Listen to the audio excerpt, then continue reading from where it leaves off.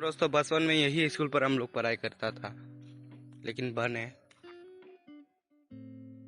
दोस्तों ये स्कूल हम लोग का गांव का है, लेकिन ये स्कूल अभी बंद हो गया। अभी इधर कोई पढ़ाई नहीं करता है दोस्तों।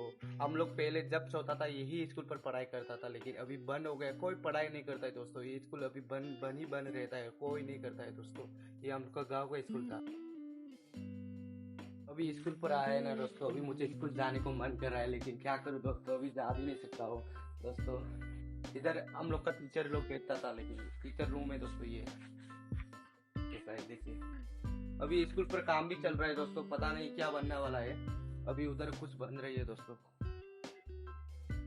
इधर क्या बनने वाला है पता नहीं दोस्तों। हम लोग का गांव का स्कूल अभी बंद हो गया, कोई भी पढ़ाई नहीं करता है दोस्तों। अभी 2 साल होने ही वाला, स्कूल बंद है, कोई भी पढ़ाई नहीं करता है दोस्तों। इधर कोई पढ़ाई करता भी नहीं, दूसरे स्कूल में जाता है पढ़ने के लिए। गांव में स्कूल रह के भी कोई पढ़ाई नहीं करता है दोस्तों।